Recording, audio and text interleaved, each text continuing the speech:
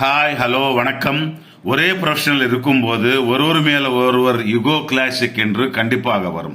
ஒருவர் மேல ஒருவருக்கு எவ்வளவு அன்பு இருந்தாலும், உயிரே கொடுப்பவராக இருந்தாலும், ஒரு மூமெண்டில் ஜெலசி ஃபீல் பண்றது உண்மை.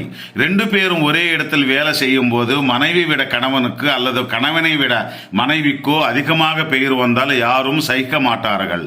ஒருவரை ஒருவர் அப்ரிஷியேட் செய்து கொண்டாலும் தன்னை அறியாமலே மனதில் ஒரு வேதனை, அது போக போக ஜலசியா மாறிவிடும். அது யுகோவா கன்வெர்ட் ஆகும் நண்பா. அந்த யுகோ வர்ற ப்ரொஃபஷனல் மட்டுமல்ல, பர்சனல் லைஃபிலும் ரொம்ப டிஸ்டர்ப் பண்ணும். ஒரு நேரத்தில் ரெண்டு பேரும் பிரியும் வரை வரலாம். கணவன் மனைவி இடையில் வரும் பிரச்சனைகளுக்கு இரண்டு பேரும் உட்கார்ந்து மனம் விட்டு எந்த யுகோ இல்லாமல் பேசிக்கொள்ள வேண்டும். அப்போதான் எவ்வளவு பெரிய பிரச்சனையாக இருந்தாலும் தீர்வு கிடைக்கும். மூன்றாவது மனிதரால் பிரச்சனை பெருசாகுமே தவிர சால்வ் ஆகாது. இது முற்றிலும் உண்மை.